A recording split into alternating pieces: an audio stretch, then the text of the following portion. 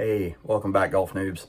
So don't forget, like and subscribe to videos. We get to 500 subscribers, we're going to be giving out our first giveaway. Got some new content coming for you today. Going to be some short stuff, not real super in-depth. Probably be some more in-depth videos on these topics a little later on down the road. But for now, I wanted to give you beginners and you brand new people just a little bit of a place you can start with a do's and don'ts video. So here we go. Do use the internet as your friend. Google is your friend. You can search and learn so much about the game and about the swing through the internet. That being said, the best way to do that is learn the fundamental parts of the swing. Grip, stance, posture, things of that nature. You got to be careful you don't go down the YouTube rabbit hole and start getting into super duper complicated, precise instruction, right off the bat. The best thing you can do is go out there and get some lessons or attend some free group clinics, either at major golf retailers or, out there at the local area golf courses, driving ranges. They typically offer these kinds of things, and they're usually inexpensive or sometimes, in some cases, totally free. A lot of times they're individual, a lot of times they're in small to medium-sized groups. So it's a great way to get out there and kind of learn the game without paralysis by analysis, which, believe me, in golf, it is a thing. It is a disease. So you have got to be careful using the internet to learn how to play this game. The best thing you can do, again, in-person lessons or get online and just search golf fundamentals and focus on the fundamentals. Don't try to build an entire swing from the ground up just using the internet. Not a high success rate there, for sure. You get down that rabbit hole, and next thing you know, you can't even take the club back because you're thinking about 100 things at once. A lot of folks, like some guy named Bryson, seem to think golf is all science. Science is a big part of golf, that's for sure. But in my experience, I'm starting to learn as I get older and I play this game longer and longer, golf is more painting and less science. Let that sink in for a minute. More painting, less science. That's why you see some people out there with some crazy swings who can play some crazy good golf. It's not fundamentally sound in some cases. Sometimes it's a weird looking swing. I mean, if you've seen Jim Furyk on the internet, his swing is very unorthodox. And that guy, pretty sure, can play some pretty decent golf according to some things I've seen on television over the years. So, all things to bear in mind. Another do. Get clubs. You don't have a choice. Unless you can find rental clubs at the places you're going to, which is a thing, you can sometimes find that, especially in the bigger markets. A lot of the driving ranges and golf courses will have rental clubs to let you kind of get a sense and a feel, for the equipment before you have to dive in and buy your own set. If rental clubs aren't an option, the best thing you can do is to get in at the lowest investment possible or close to it. There's a lot of good clubs out there that you can get for, $500 or even less in a lot of cases. And that's a much better way to start than just running out to the nearest golf retailer and paying $1,200 for a set of irons. I mean, whoa, put the brakes on. Let's take it nice and slow.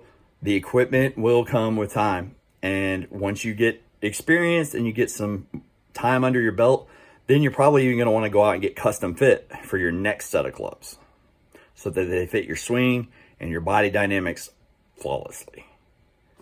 That being said, when you're brand new and taking up the game, you don't need to do that.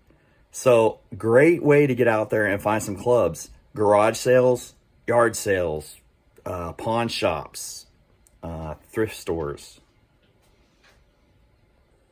Play It Again Sports is another great spot to pick up clubs. Fairly easily and fairly inexpensive.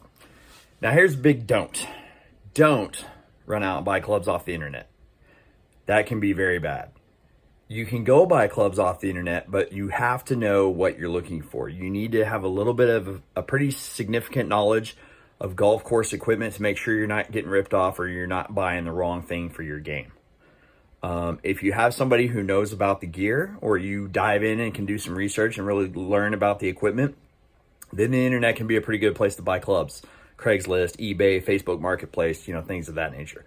But you have got to be extremely knowledgeable and extremely careful before you purchase clubs off the internet, because there's a lot of scams out there. There's a lot of components out there. There's a lot of fakes out there. There's a lot of knockoffs out there. And then there's a lot of good gear that is just not right for you based on maybe shaft flex or head size or, grip diameter. I mean, there's a lot of things that go into it. Once you learn a little bit more about the equipment and you've been in and around golf clubs for a while, then you'll kind of start to know and sense and feel, what on the internet might be a good choice. The internet has some amazing deals, especially on eBay for golf clubs. But you can buy from eBay, even if you're new, but make sure you know exactly what you're buying, exactly who you're buying from, and exactly what you're getting. Because that can be very risky if you don't know exactly what you're looking at. You have to know the apples from the oranges whenever you're buying clubs, especially off the internet. Another really good do is starter sets.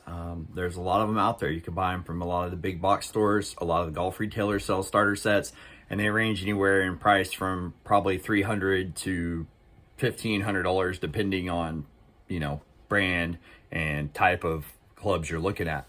But a starter set, there's nothing wrong with a starter set. That's a great way to get into the game.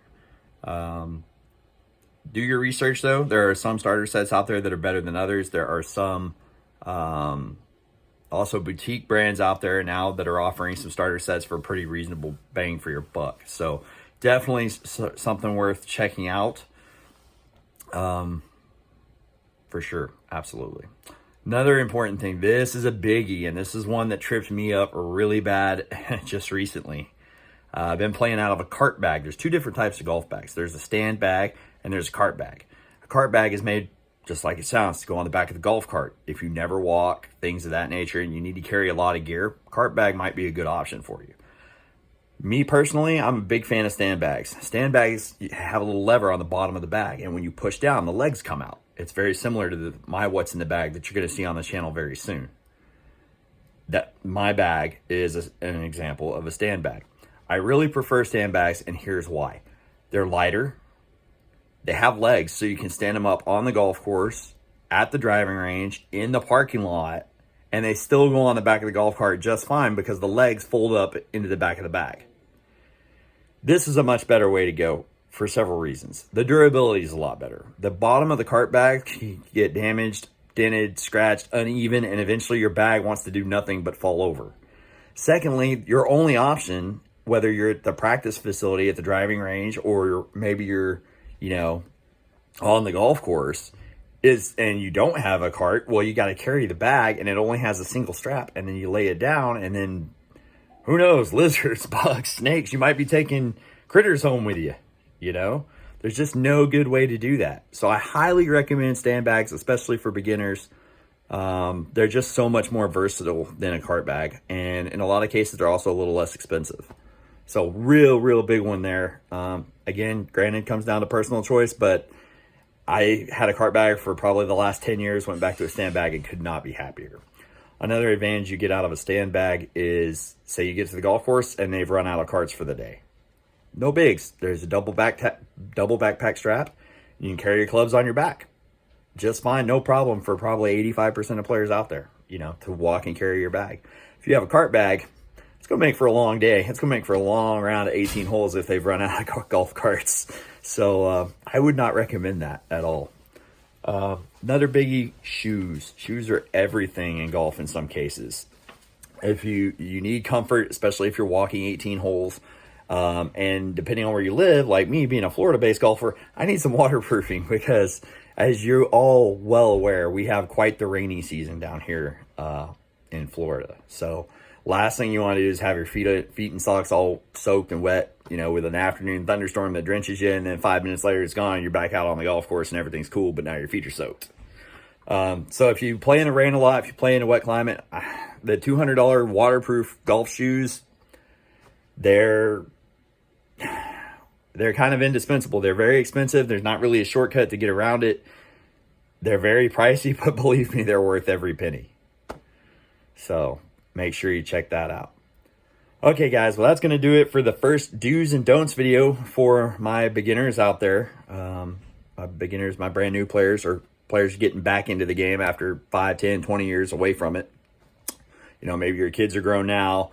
You know, maybe you got a new job and your job's less demanding. You know, maybe you're working remote, and so like you don't have to be chained to a desk all the time, so you can sneak out to the golf course occasionally. You know, lots of good options there. So a lot of people coming into the game who have no idea what to expect, no idea where to start, and I'm going to try here. We're going to try here at Golf Noob to kind of ease you guys into the game as painlessly as possible. Thanks again, guys. If you enjoyed the video, like and subscribe, and don't forget 500 subscribers, and we're going to have our first giveaway. Great seeing you guys again. Till next time, Golf Noobs.